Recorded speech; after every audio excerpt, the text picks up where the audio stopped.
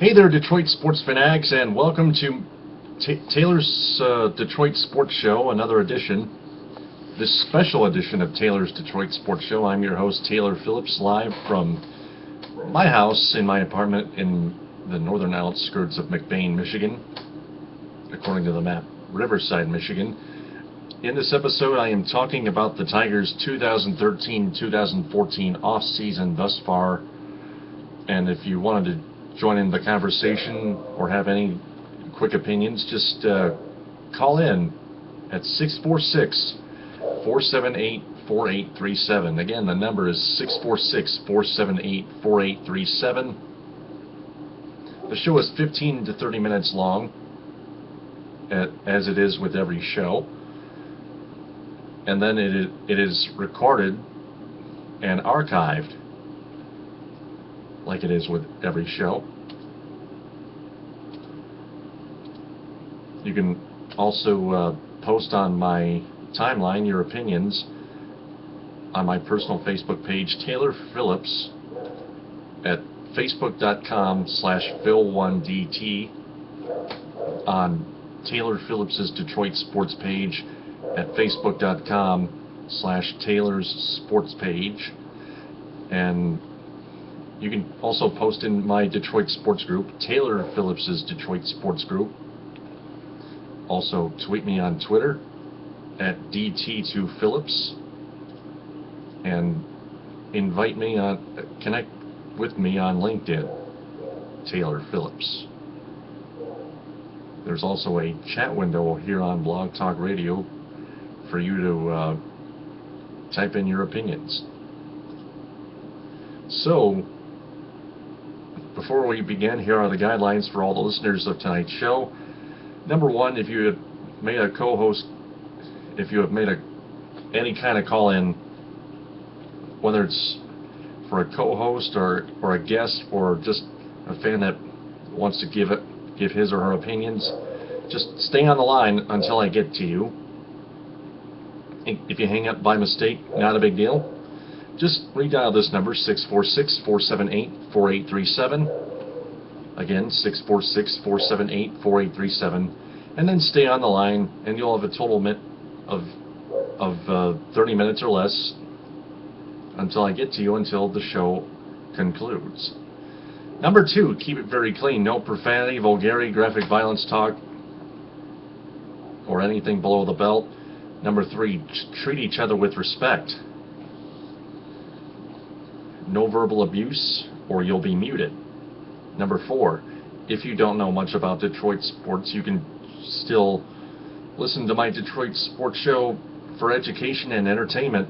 You can already tell I have a great voice and good knowledge about this, and I thank you for that. Number five, if you have any corrections I should make, spit it out. Number six, stay on the topic with me. You can still talk about anything you want, but it has to stay within the subject matter of the program. For example, this is the Tigers edition, a special one, that is. And as the host of my own show, I'd be much more comfortable with that. And number seven, I will ask at least one question as the show rolls along. Okay, after the Tigers lost to the Red Sox in 6 games in the ALCS recently this calendar year, it was time for them to make some changes. In fact, at least a few of them, most of them on the coaching staff department. Starting with their manager, Jim Leyland had to retire. He was kind of tired of the media and the fans criticizing him for making bad moves and stuff like that. Although we have to face the fact that he is the winningest manager of all time. Still, like him or not, you can even criticize him or just gradually just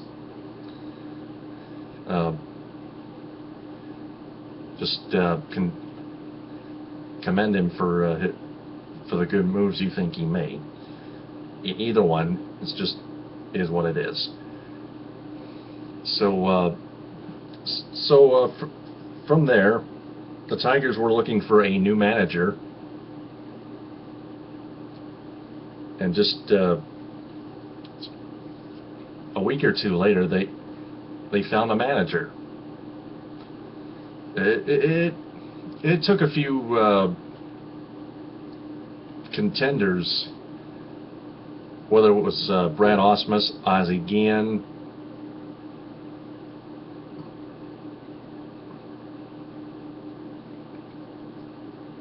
one from the Red Sox and one from the Dodgers. It was just a few, and the winner ended up being Brad Ausmus. He's very intelligent and energetic. He's had a bit of managerial experience with Team Israel in the 2013 World Baseball Classic, and he has managed a minor league team as well, but no major league managerial experience. But I'm pretty sure he'll get used to it. The Tigers also added new coaches as well. Dave Clark replaces Tom Brookins as their third base coach. Omar Vizquel has become their new first base coach and infield coach. Jeff Jones remains the pitching coach, at least for now.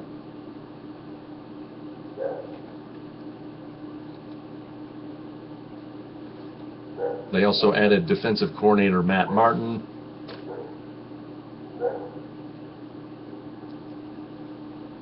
And I think I should look at the Tigers roster here.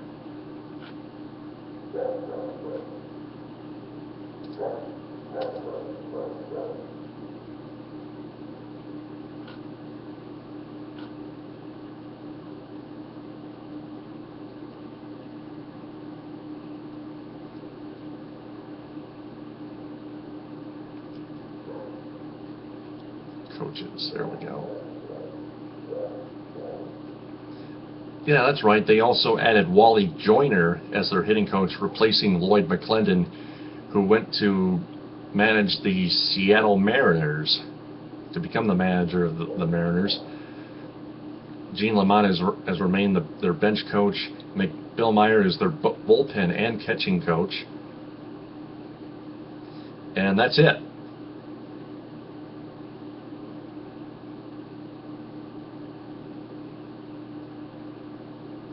I already found Matt Martin as their defensive coordinator. Joe DePastino, their catching coordinator. Strength and conditioning coach Chris Walter. Kevin Bradshaw, field director. Bryson Barber, Glenn Williams, and Steve Yu, YOO. They're three scouts. Scott Bream, director of pro scouting. Scott Pleiss, director of amateur scouting. Gene Roof was their base running coordinator. I think he's getting a little long in the tooth. Bruce Fields is their minor league hitting coordinator.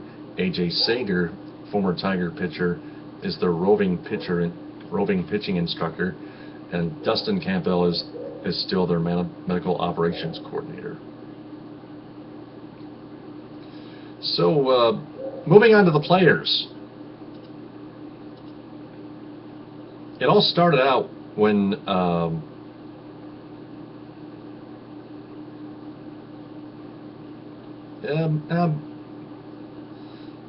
it didn't start out too hot for the players from the beginning of the off season.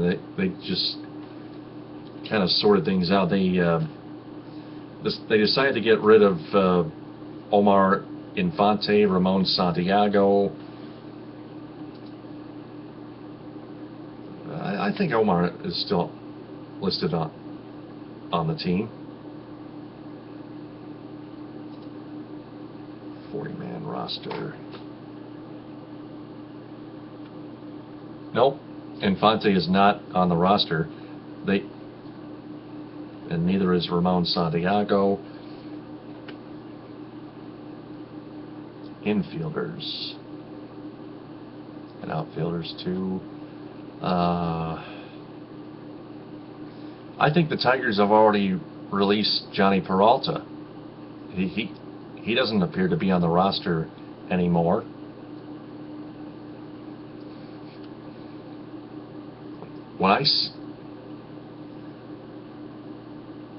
And then just recently this week, a shocking trade came along. That it was out on the table the same night it happened. Dave Dombrowski was talking, their general manager of the Tigers was talking with the Texas Rangers organization about a possible trade involving Tigers first baseman Prince Fielder, and they made it official. They traded him to the Texas Rangers for second baseman Ian Kinsler. That's right. They had to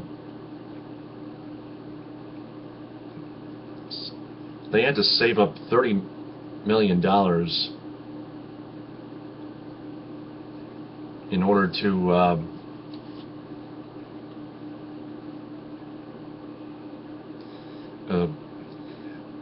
have more money to sign starting pitcher Max Scherzer, their Cy Young winner, American League Cy Young winner, to an extension, a contract extension. But just a day thereafter, they re-signed left-handed relief pitcher Phil Koch, which clearly had nothing to do with the payroll, or had at least a little to do with the payroll, or the payroll saving. But I don't think that was necessary, and I don't think it was a good idea either, because since 2011, Phil Koch has really struggled. After last calendar year, Koch has gotten even worse. And most of us know that. We're getting sick and tired of his lopsided failures to get the job done, to hold the opposing offenses on the mound.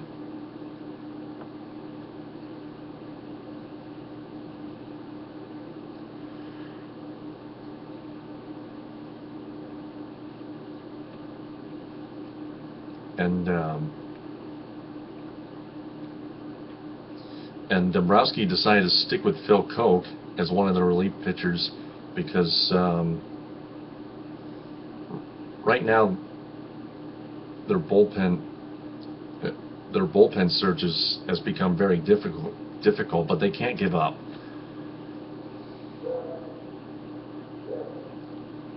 There are a lot of options up there, including a closing pitching spot, especially for current Rangers closing pitcher Joe Nathan, who was a very close mutual friendship with Tigers right fielder Torrey Hunter.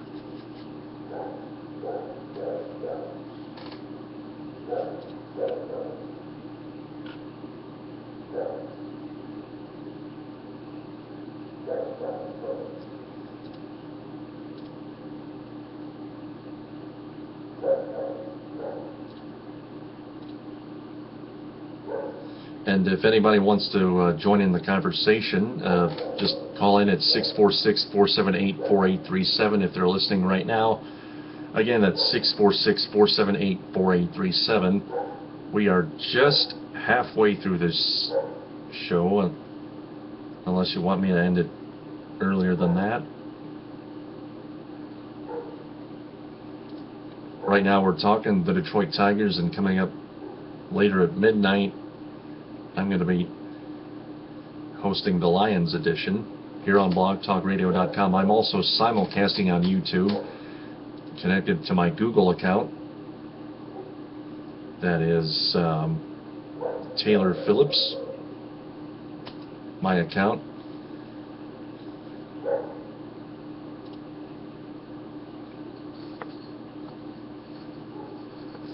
There were also rumors that the Tigers could trade their center fielder Austin Jackson for somebody.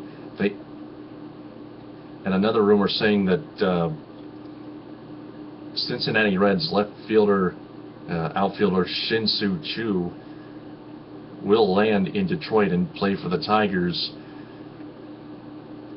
And if that was possible, and if that happened, actually, that they could place him in left field with Austin Jackson and Torrey Hunter. And if they traded Austin Jackson somewhere, they could possibly go out there and try to get Curtis Granderson back. Because I think Curtis Granderson has improved.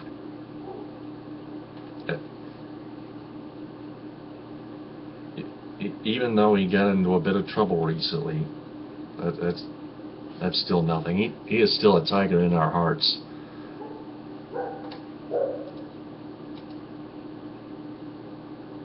Once a Tiger, always a Tiger, right?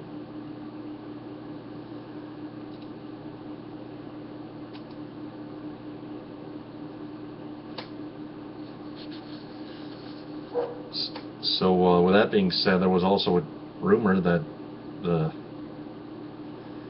Tigers could possibly get Robinson Cano, the Yankees' second baseman. Granderson is also playing for the Yankees, but he's also on the trade market.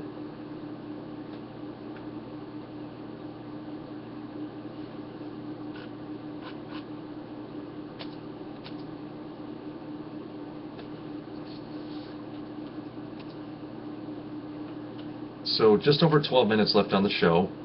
This is the Tigers edition, a special Tigers edition of Taylor's Detroit Sports Show. I'm your host, Taylor Phillips. And it's still near the end of November, and December is coming up.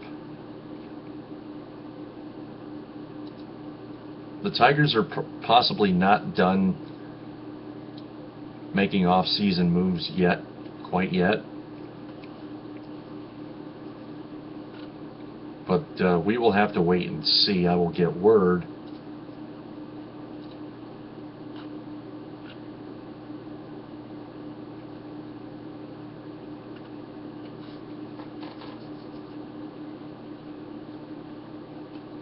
And by the way, Michigan, going a little off the record here, Michigan State basketball led Virginia Tech 46-33. I'm getting a comment from Benjamin Dare Grimes that the game is being televised on True TV. And I believe that is on channel 204 on Dish Network. Here, let me get my dish remote. Bear with me a second.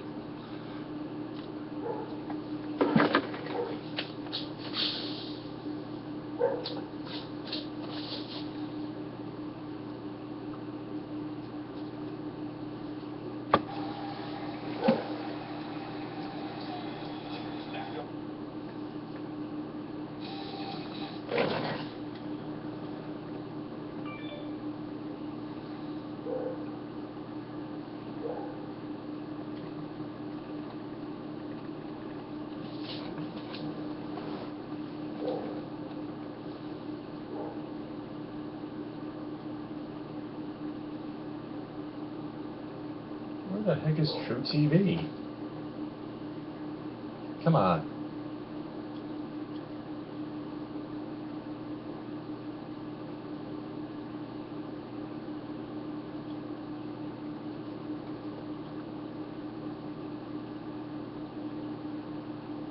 Oh, God.